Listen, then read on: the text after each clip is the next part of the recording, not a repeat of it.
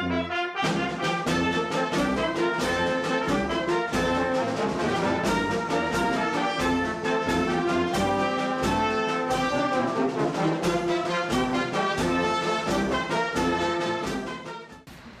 viens de voir entrer dans le café Pierre Berger, le pape des Fécos et l'âme des Arcadiens, et Alain Gastou, enfant terrible des arcades et carnavalier fantasque de la bande des Jouves à l'époque. Alors, je pense qu'ils vont discuter de carnaval et on pourrait aller essayer de les filmer parce que ça va être certainement très intéressant. Moi, tu vois, Alain, on parle de la musique, je parle en converti. Parce que toi, tu adores le carnaval autant que moi, c'est un avantage. Moi, je fais le carnaval comme mon père le faisait et comme mon grand-père le faisait. Quand j'ai quitté l'école, je ne savais pas faire le carnaval. Mon père m'a dit qu'il faut faire le carnaval comme ça. Il privilégiait, lui et mon grand-père, et tout le boucher à l'époque, la main lente. Il fallait mener lentement. Feignant. Si tu veux. Si tu veux. Comme un peu. Oui, pourquoi pas. Mais avec des gestes de grande amplitude. Comme ça. Voilà. Parce qu'il disait, quand on fait de bons repas, carnaval, on mange bien, on boit bien, on ne va pas faire la lambada. On s'amuse, mais tranquille. Et les musiciens, moi je connais, c'est mon père, il ne payait pas la musique, il faisait des fucos de leur double, il invitait tous les musiciens. Et il demandait aux musiciens de lui faire des airs lents, pour qu'ils puissent bien mener la musique. Voilà pourquoi moi j'ai rien inventé, j'essaie de faire ce que faisait mon père et mon grand-père. Si on veut parler de Maine, moi je suis entièrement d'accord avec ce que tu dis, mais il y a toujours eu dans la vie ce qu'on appelle le conflit des générations. C'est-à-dire que les vieux étaient lents, je ne vois pas pourquoi les jeunes auraient dû l'être. Tu comprends? Nous, quand on a les jouets, quand on a commencé à sortir, d'abord, on ne menait qu'à un. Donc, ça nous laissait une place plus importante pour le gestuel, surtout des bras. Parce que les jambes, ce serait, d'après certains historiens, le pas du moustaillere, du type qui tchauche pour écraser le raisin. Je suis d'accord. Bon, donc, c'est pas déjà quelque chose de subtilement léger. Hein. Mais par contre, les mains et les bras, eux, pouvaient faire des gestes beaucoup plus amples. Et nous avions étudié, je me souviens, des manches spéciales pour pouvoir occuper toute la photo, tu comprends, de la main. D'accord. Quand le carnaval va commencer à devenir cher, c'est-à-dire qu'on ne peut plus mener à un seul, parce que ça coûte trop cher, voilà. à une bande de 5 personnes, On s'est mis à 10, on a mené à 2. Et à 2, c'est le maximum. Parce qu'il faut un meneur par instrument, un tambour, une grosse caisse. Au milieu, il y a un vide, donc personne, surtout pas Émile Taillefer. Et pourquoi? Il est parti. Ah ouais. Il est parti. Il est là-haut, il doit le faire tranquille. Hein. Il a même la place, il ne doit plus rien avoir à côté. Oui, concernant ce que tu dis là, un gars comme Émile Taillefer, Avec qui j'ai mené aussi. Hein. il ne faut pas oublier Alain que tu as fait partie des Arcadiens Oui, au départ. oui. Ah, Donc moi, on t'a tout le temps considéré comme un Arcadien. Je ne le nie pas. Hein. Avec notre façon de faire le carnaval et surtout le respect de la tradition.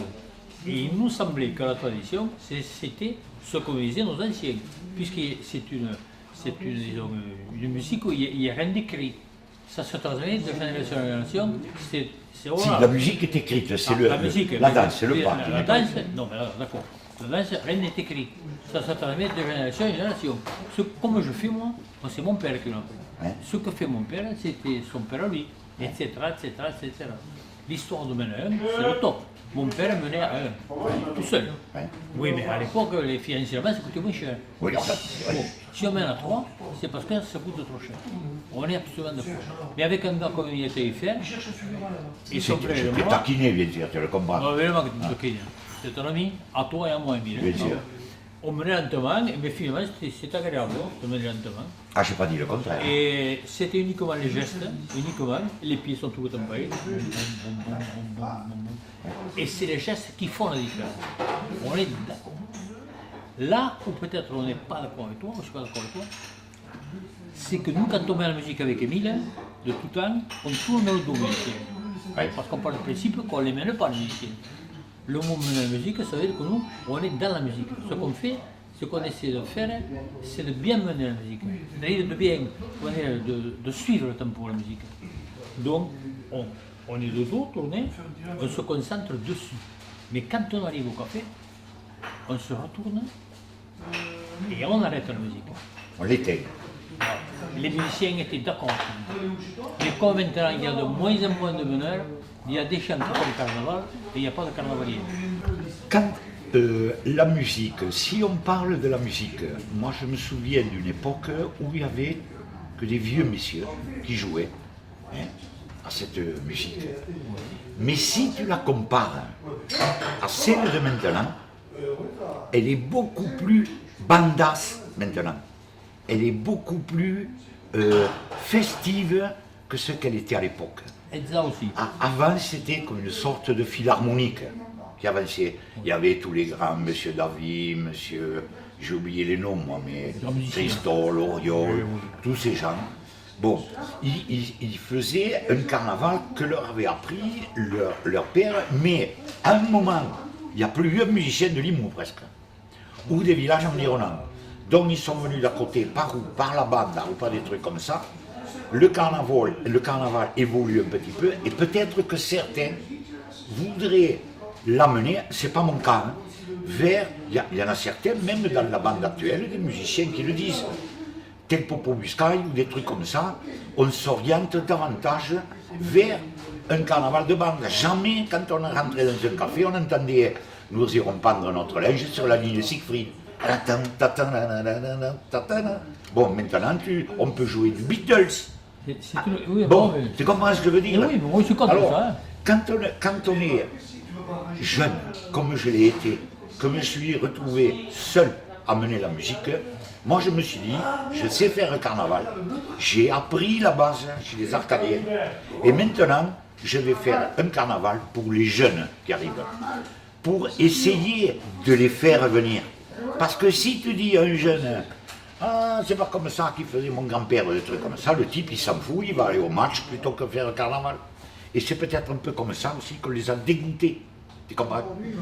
Un folklore, comme ça évolue aussi. La musique a évolué, hein. La façon de jouer la musique, la façon de mener doit peut-être évoluer aussi.